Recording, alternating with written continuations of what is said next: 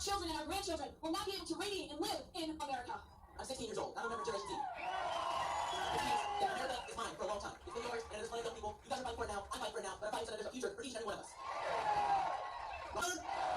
We're going to fight for President Trump every single day to step forward to make sure that the Latinos or Latinos are exiting the Democrat Party. You do not own us. We are God-loving people.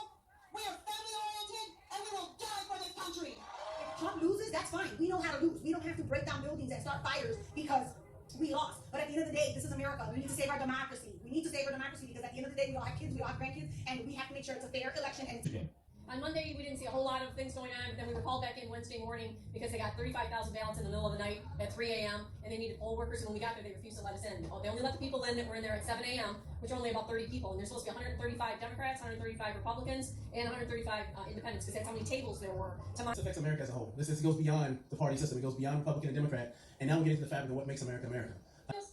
On-the-ground reporters spoke with an Arizona state representative and several other participants about a possible audit or recount in the state. That for the sake of voter confidence, we really need to have a good audit, if not a full recount, because too many things have happened to diminish the voter confidence. So it really needs to be redone.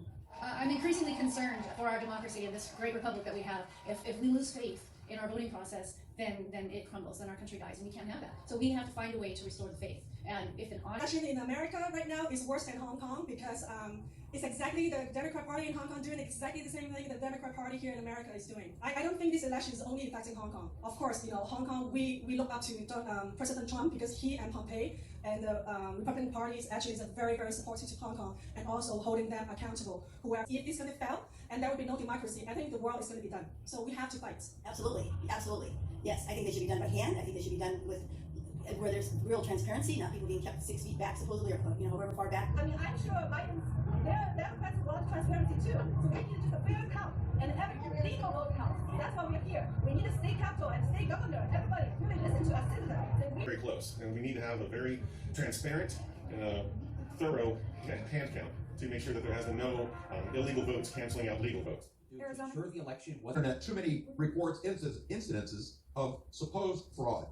And where there's smoke, there's usually fire. So what do we have to lose by proving the integrity of our system? We lose nothing. In fact, you gain the confidence of the American citizens. I think it's a shame that there are people in our country, it seems, that aren't interested in making sure only legal votes count and illegal votes are discarded. We want to keep the country. We don't want the country to go socialist or communist. And that's what's trying to take over this country. And if they steal one vote, our vote doesn't count anymore. It's the entire principle. You can be an elite pedophile billionaire, and you don't run me. You don't run this country. And we're gonna kick you the heck out of this country. Everybody's alive, breathing, no mail-in voting. I don't know what they're talking about. That was the biggest fraud since the pandemic started, was this mail-in voting.